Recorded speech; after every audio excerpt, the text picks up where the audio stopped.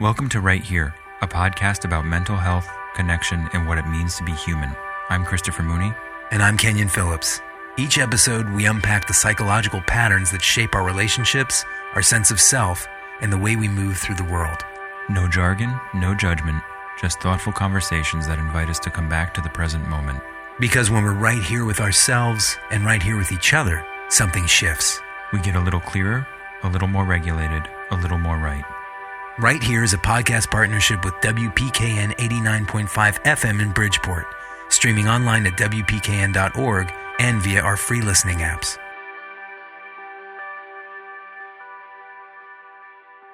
You are having a perfectly fine day. You wake up, or you're just kind of like walking around. You open your phone, and someone you know from your past just got promoted. The neighbors are posting photos of a vacation that you probably couldn't afford. A parent at school drop-off mentions their kid just made the travel team. And just like that, something shifts. We were fine 2 minutes ago, and now all of a sudden we feel smaller, lesser, and not quite enough. Like we don't measure up. Exactly. Exactly. And we've all been there, right? Comparison, Totally. It's one of the most universal human experiences that we can have. Yeah. And it's not because life is actually worse than we thought. It's because we just measured ourselves against someone else's curated highlight reel. And then we decided that we came up short. When you go up against somebody's curated highlight reel, you always lose. But it is our decision, and that's what we're going to talk about today, how we may have more say and more choice in how we feel about this. Right. So we're going to get underneath that comparison habit that I think we, as a society, have really fallen into, with... Thanks, social media. Absolutely. Thank you, social media. And we don't want to pretend that it doesn't exist. Like everything that we talk about, it's not make the thing go away. It's how do we live with this experience so that it doesn't interfere with our life day to day. Totally. But we want to understand what this is really doing. Comparison isn't in and of itself a bad thing. Not at all. Right? It's natural. It's human. We all do it. It's natural human function. We need it. It's an assessment tool. It is. It's to assess where we stand, and we calibrate growth based on that comparison. It's not all compare and despair. Sometimes it's compare to inspire. I always say, hey, if I'm comparing myself to somebody and I'm getting intimidated by them or jealous, I try to switch the channel to inspiration. Okay, how can I be inspired by that person? And in that sense, it can be motivating. That's a really good reframe. That's actually a great cognitive behavioral tool, right? Reframing, how am I looking at this? What positive can I extract from this? So that's a really great example. Or we can look at it and say that, yeah, that person is doing something I like. What can I learn? Yeah, I'd like to try that. So the problem's not comparison itself. It's comparison as a measuring stick for worth. Yeah, self-worth and judgment, right? That person has what I want. That means they're ahead of me. That means I'm worse than they are. Yeah, or it just looks nicer. And then we start to think about, oh my gosh, it just looks nicer online. Or when I see them packing their car or something else, right? Right. So just like everything else, like when we talked about anxiety, we talk about anger, we talk about all these gut reactions that we have, these feelings. These are all points of information. Remember, we don't want to say, oh, this is bad. If we try not to assign a value judgment to these feelings, then we get to use that as information. We get to use it as like, okay, what's my body trying to tell me? What's my brain trying to tell me right here? So if we use comparison as information, it goes back to that thing that we were just touching on, which is, oh, I noticed that they're doing something I might want to try. It's actually a marker for maybe our curiosity. Right. Like that looks really cool. That looks like something I want to do. That's how I got into fly fishing.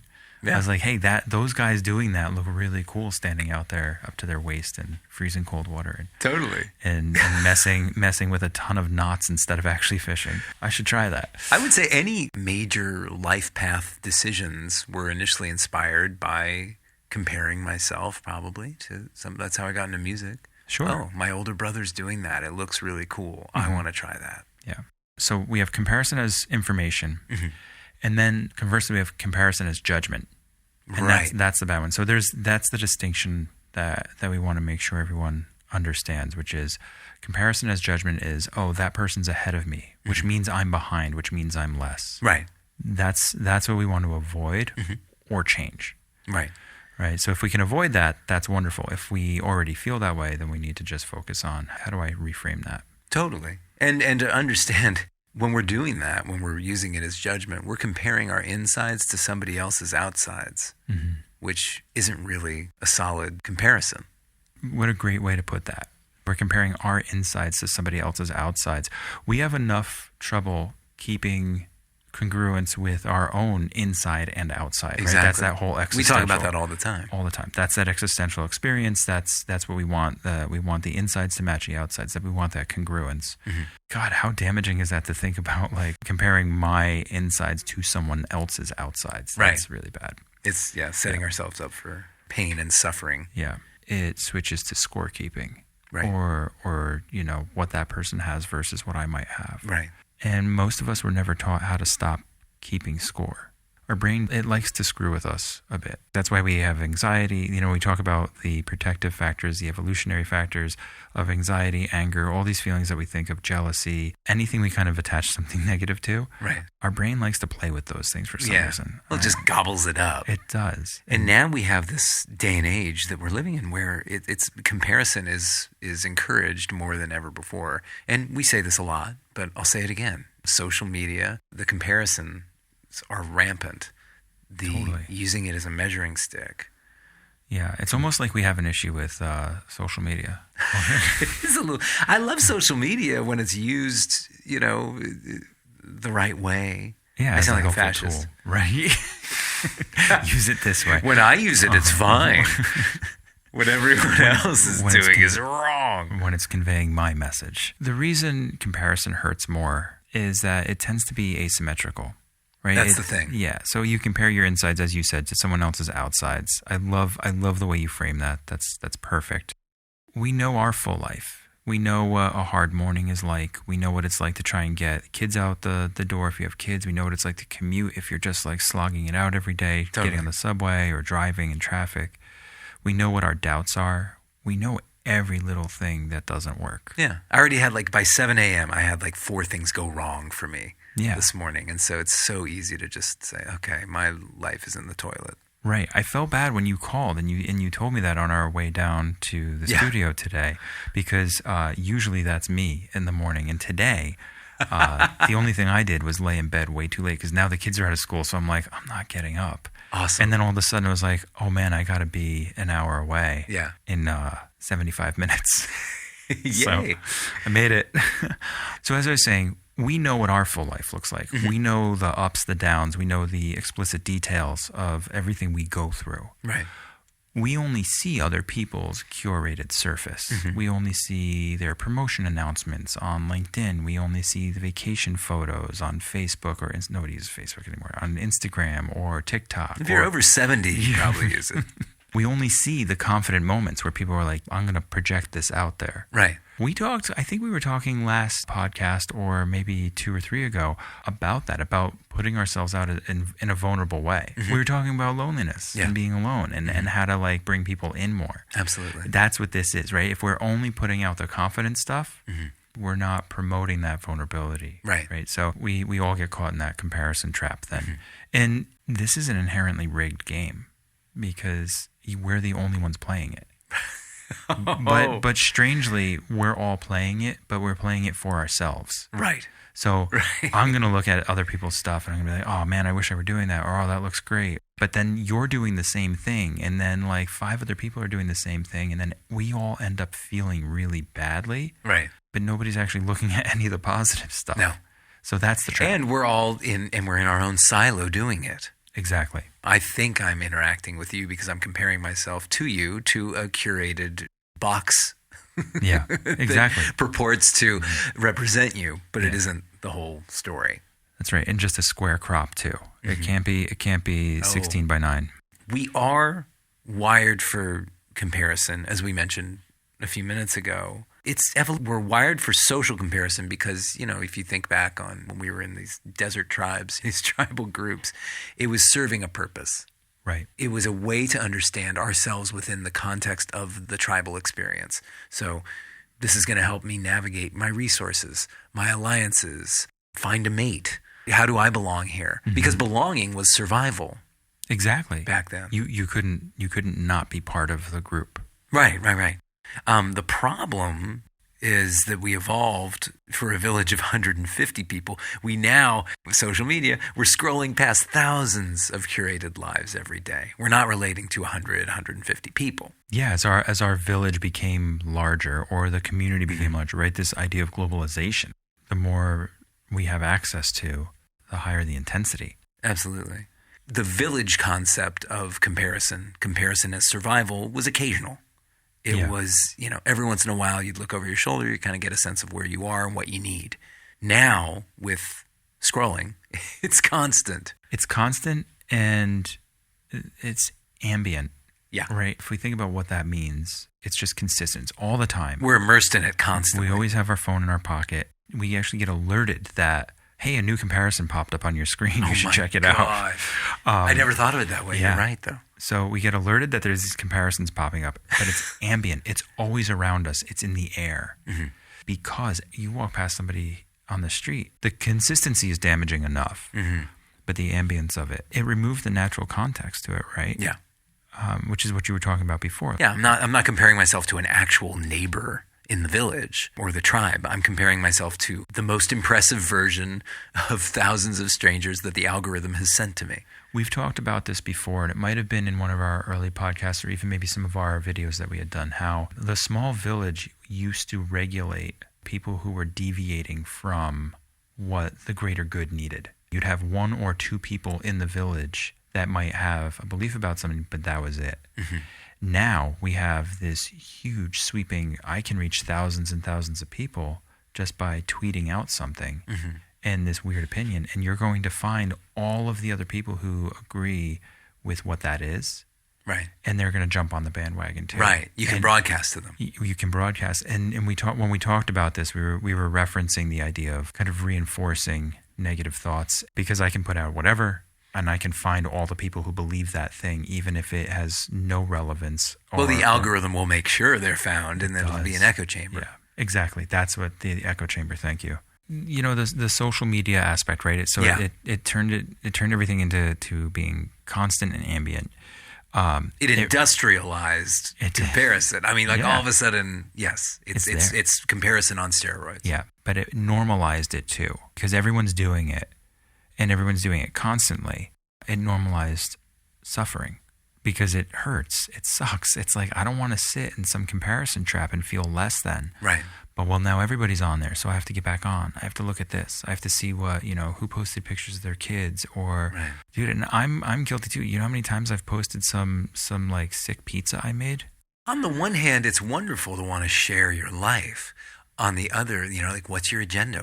I always ask clients, what's your intention? Yeah. If there's a problematic behavior, what's the intention behind it, and how can we align our intention with the action? So, yeah, if your goal is to just bring people joy through the pizza, post away. If your goal is to make people feel impressed with your pizza making skills and your bow staff skills, maybe pause.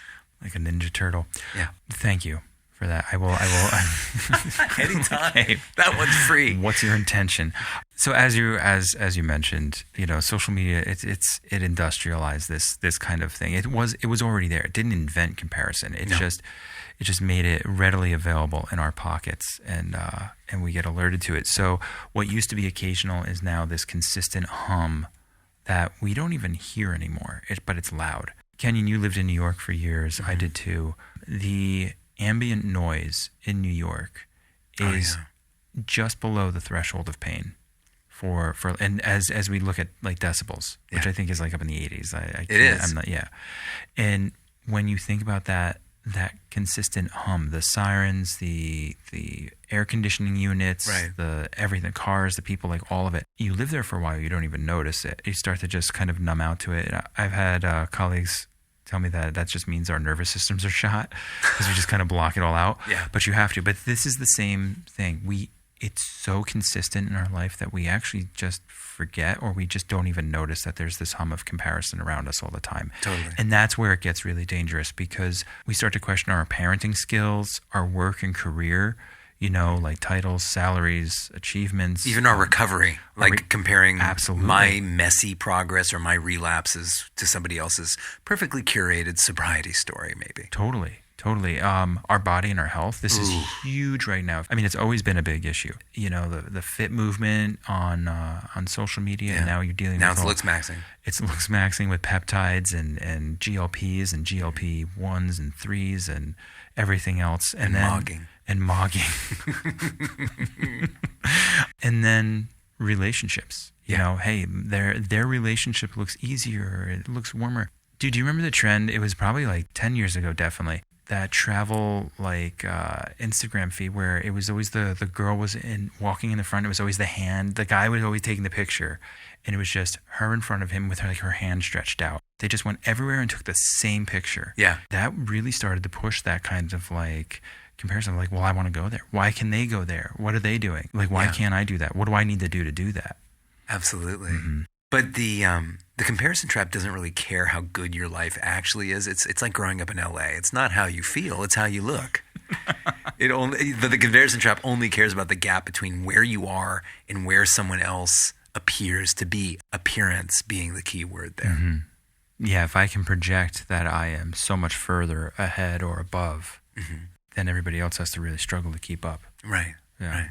Let's talk, Kenyon, about how this shows up in real life. Hell yeah. So the scroll. The doom scroll? The doom scroll, yeah. And the sink that goes with it. The sinking feeling, the sunken place. I would actually challenge people to check in with themselves. Scroll on social media. Do 5 minutes, 3 minutes, whatever, however long you kind of blast through social media. And then close it and check your gut and just see how you feel. Typically, I would say people close it feeling vaguely worse than they did before they started scrolling. Yeah, absolutely. Mm-hmm. Absolutely. Mm-hmm. And it's not just one specific post they might have seen. It's the cumulative effect of not measuring up or just measuring ourselves too. It's not that we don't measure up, because sometimes we do. It's the 5 minutes of measuring. Right. You lose 5 minutes of your time. You didn't do other things. You avoided something. You most likely are going to get into the shoulds and, I didn't do this, and I should have been doing this instead of, right? Then we have the achievement hangover, which is this, something good happens. We get a promotion, a personal win, a proud parenting moment where maybe I don't lose it or blow up or get angry about something. Right.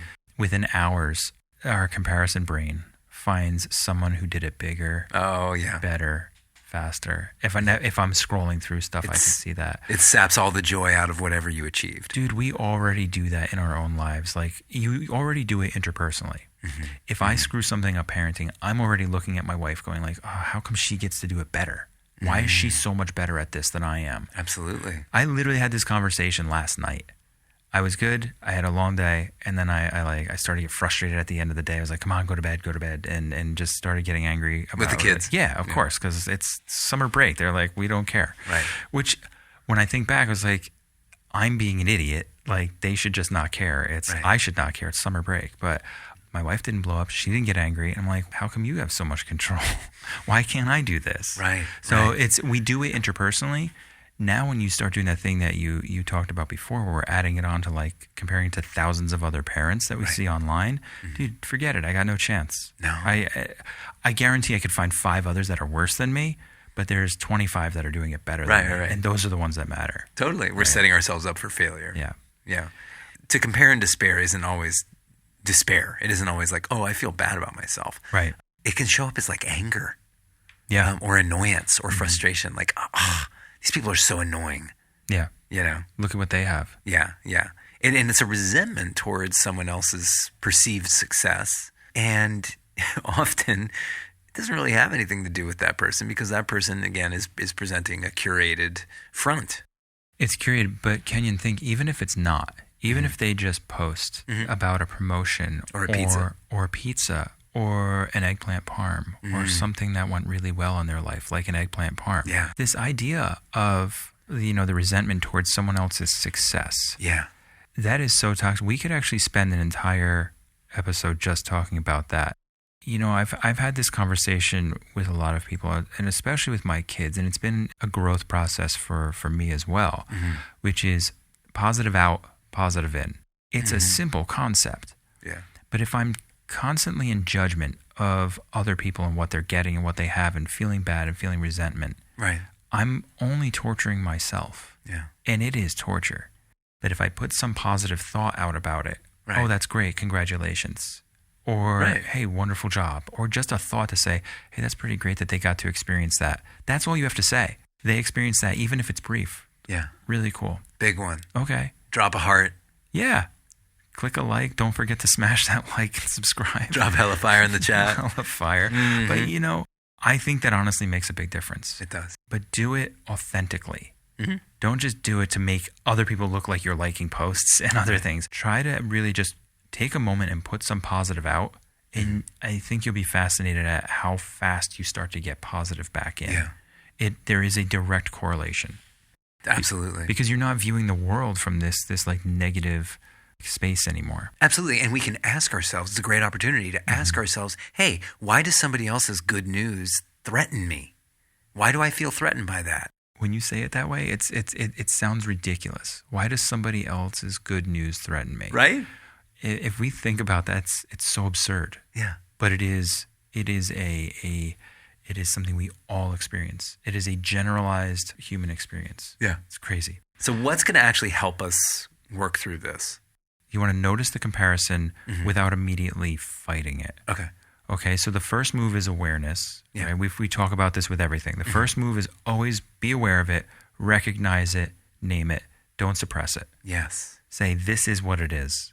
This is how I'm feeling right now. So if that comparison feeling starts coming up, you just say, there it is. I'm comparing. What I'm actually feeling underneath is this. I want to go on a vacation too. I'm feeling overwhelmed and very busy, and I haven't been out of, the immediate area in some time. Right. So I would like to go on a vacation. I would like to sit in the sun by the beach. That's what I would like to do. It might be that simple. There it is. I'm comparing. What am I actually feeling underneath this? Right. And what do I actually want? Yeah. I think you're shedding light on. Yeah, well, it's this idea that we're being left behind, right? So if we get into the psychological kind of experience, it is that, FOMO, right? Fear of missing out, but it's that I'm being left by the tribe. I'm not getting everything that I need, and I'm not going to survive. It's grief, actually. Ooh. Yeah. It's nice one, Kat Hurley.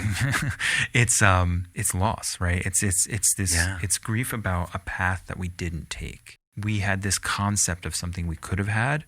And we should have had, right? Yeah. There's that should word. Yeah. Again, we have an idea of something about how life should be, and we don't get that, and then we experience grief, and that's loss. And by the way, that's no different than the grief and loss feeling that we feel when we lose somebody or a pet or something. A different intensity of it, but it's a consistent feeling of grief. Why did this have to happen? Yeah, remember Kat told us grief compounds, and it's just and grief is just a change in the way that we think life should be. Right. When you start looking at the psychological underpinnings of all this, it's no wonder that comparison hurts. Thank you for framing it within the context of grief and loss. Yeah, absolutely. It's just a different perspective on how to look at that. It's useful. The other thing we want to do is check comparison when we're looking at things for fairness. Am I comparing my whole life to somebody's best moment online? Right. Dude, all of our lives are asymmetrical. Nobody is walking the same path. Right. And nobody has the same things. Right. You're bringing everything you know about your life. You're not bringing everything you know about someone else's life. Right. Again, it's that idea of comparing my insides to somebody else's outside. Yeah. I mean, I've got a great set of filters that I can put on an image. Having messed around with photography forever, there's certain looks that I like. There's a certain thing. But if you only see my life through that filter that I put on, then that's all you're getting. You know nothing else. Totally. And you only know it in that 2x2 square format. In that little square. Outside of that 2x2 inch box, it looks vastly different. Totally. And the threatened feeling, however we want to describe it, that negative feeling that we get from the comparison trap, it may not go away, but really asking honestly, am I being fair here with this comparison? It does interrupt the brain's sort of usual logic around comparing and despairing. That's all we need to do. Yeah. You just said we need to interrupt the flow. And that's with any of these issues that we deal with, right? The anxiety, the anger, all these things we talk about, but especially with comparison, interrupt that flow. Yeah. And understand this is a feeling, not a fact. Yeah. Redirect the comparison inward. Yes. So actually turn it inward, and that's the only one that gives us genuinely useful information, right? Am I closer to who I want to be than I was a year ago? Does this feel like the right direction for my life based on my values? Mm-hmm. It's a totally different question from, am I behind or ahead of someone else? Yeah. Am I where I would like to be? And am I in a different place than I was last year? Right. Because then you get to ask the next question, which is, if not, what do I need to do to get there? Totally. Which is a great question for setting intent every day. I love that. And you mentioned this to me a while ago, and it stayed with me. How can I help myself get to where I want to be? Mm-hmm. How can I help myself bridge that gap? Yeah. Then there's no condemnation. That's right. You know, measuring yourself against yourself over time is informative. Measuring yourself against someone else's life is always a losing game. Totally. Let's be deliberate. Let's be conscious of what we're consuming. Let's curate it. And I'm not saying throw away your phone and stop. I mean, that's not realistic.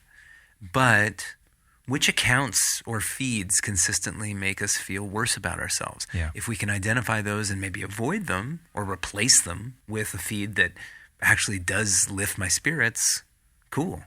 Yeah. Don't feel bad about muting or unfollowing things. Mm-hmm. It's okay. You are what you eat and you are what you scroll.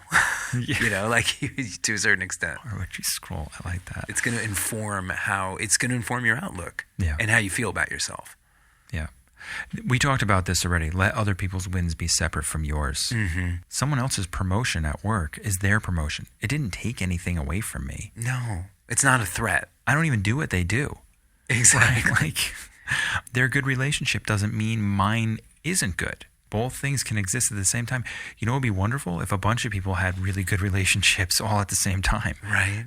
All those things can exist. Yeah, if everybody had what they needed. Right. Someone else's kid making the team over your kid doesn't mean that your kid's not going to make it one day. No. The competition might be there, but that's not the same as failing and blocking a path. Totally. So how do we practice this? Like, as we said, the next time someone shares good news, notice the first reaction in your body. So just notice it and see if you can find one genuinely warm thought for them alongside it. Oh, okay. Yeah. Not instead of your own feelings, but alongside of them. So your feelings can still exist of like, oh, I wish I had that. But see if it's like, I wish I had that and I'm really happy for them. That's exactly what happened yesterday, right? When I saw friends who were going off on a vacation I wanted to take. I was able to say, okay, I'm jealous because I want a vacation. And I also really hope they have a great time because I love them very much. Yeah. They're good friends. Why wouldn't you want your friend to have a good time? Right. And I use the and, not a but. That's right. We don't want to discredit anything. So we're going to use and instead of but. I love that.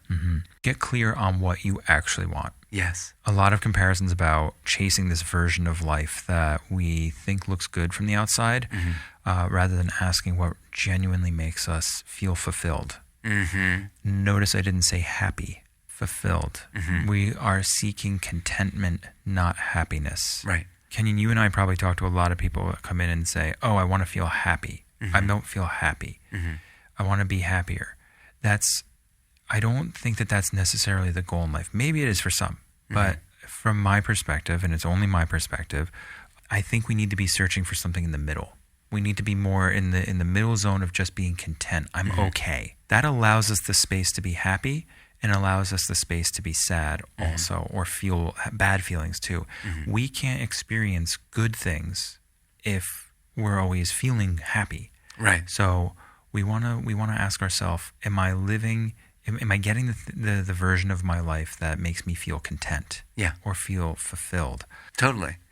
Kenyon, a useful grounding question that I think for people to ask would be, if nobody could see this, would I still want it? Ooh, that's a good one. That's a ninja move. Comparison, it's, as we said, it's one of those habits. It's so woven into our daily life that we don't even notice we're doing it. Right. We just notice we feel a little worse, a little less, maybe a little behind. A little behind the eight ball. And we never really trace back to where it started. And it would be really fascinating for everybody listening to start to trace back.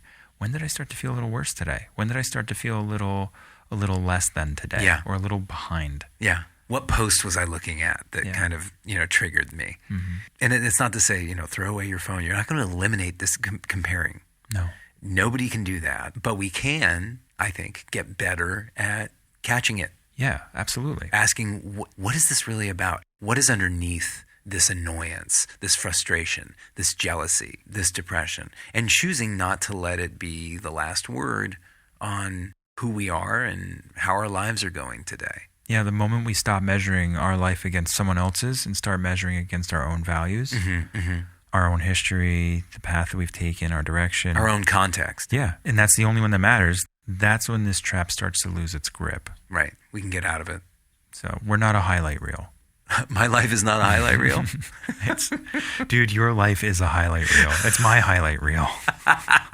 No, our life is whole. It's complicated. Our lives are messy. Yeah, totally. They're unfiltered. It's always in progress. Mm-hmm. It's a work in progress, but it's not a problem to fix.